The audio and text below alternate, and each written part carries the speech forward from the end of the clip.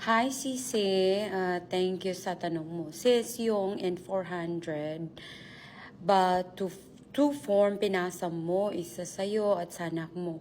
Paano kung ipa-change last name? Kailangan ba gagawa ng ibang N400? Or isa lang pinasa mong N400? Thank you, sis. You're welcome, Sisi, and thank you also for this comment.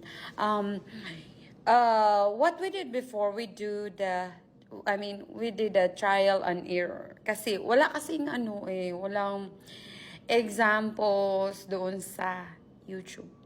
So ngayon, naisip namin, we will just try it kung pwede ba. Kasi sabi nila, or hindi talaga sabi nila, kundi nabasa ko na once the K1 will become a US citizen, it's right away the K2 will become a US citizen.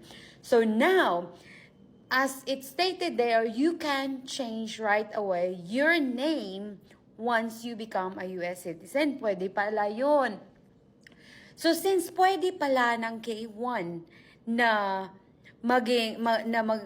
mag-change ng name, why not yung K2? Kasi automatic naman, 'di ba? Sabi nila automatic the K2 will become a US citizen too. But mali pala yun. So, I hope sa video na to maraming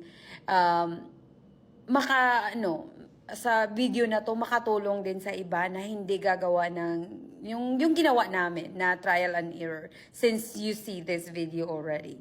Kasi hindi pala yun. Kailangan pala talaga yung K2 is adopted by your husband or your wife.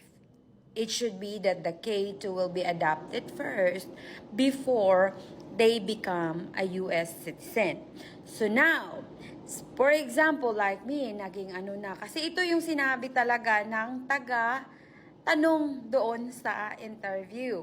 So yung sinabi ng taga-tanong sa akin na hindi mo pwede ma-automatic na i-change yung name ng mga bata, especially kung yung name ng bata is name ng father nila or biological father nila. Or, kahit nakapangalan sa'yo, kailangan pala talaga i-adapt muna.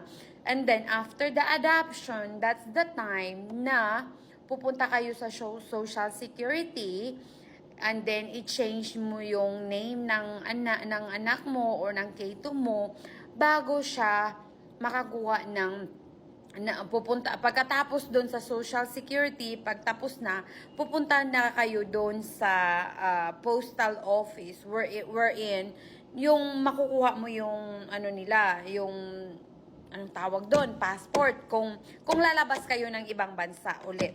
Okay? So pag minor, dapat gawin nyo na agad. Ipa-adapt mo na agad sa asawa mo pag minor.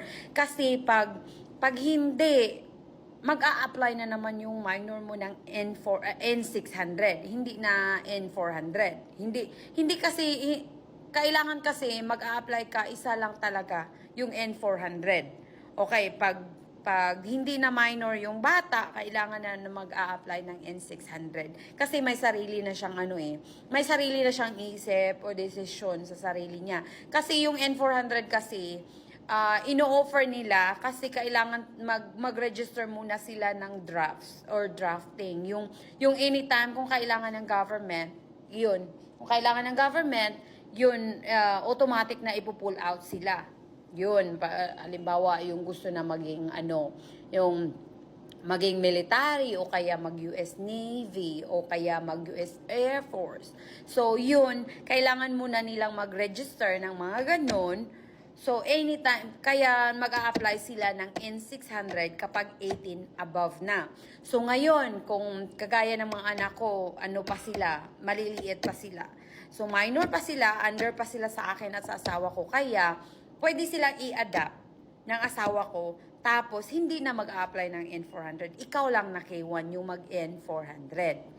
Okay? So, thank you for watching. At saka, kung may comment pa kayo or may question pa kayo, na lang, comment down below para ma-answeran ko. Okay? Thank you! Bye-bye!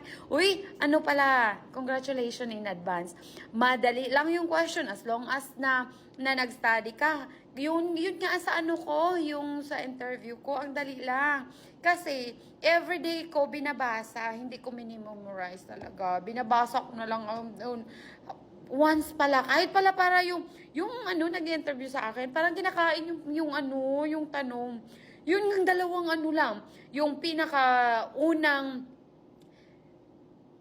word ng tanong at saka yung dalawang word sa last lang yung naririnig ko kasi parang kinakain yung tanong. Kaya buti na lang na buti na lang na nag-study ako ng ganun everyday.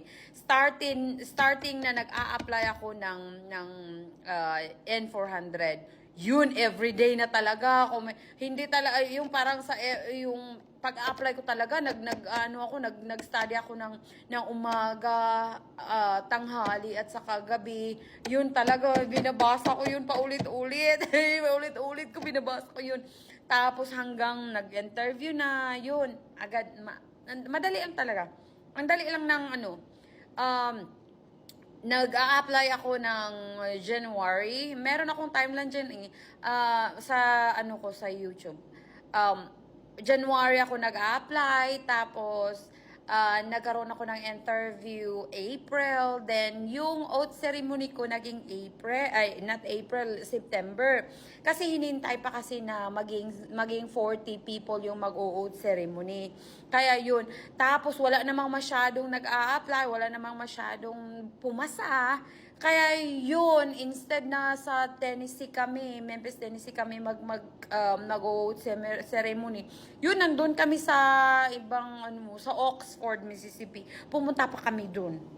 Kasi kailangan pa talagang 40 people yung mag-oath ceremony. Kaya nagsishare lang ako nagsishare ako sa timeline ko din, ganun.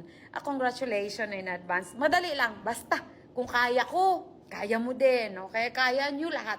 Kung kaya ko, kaya nyo lahat. Bye-bye!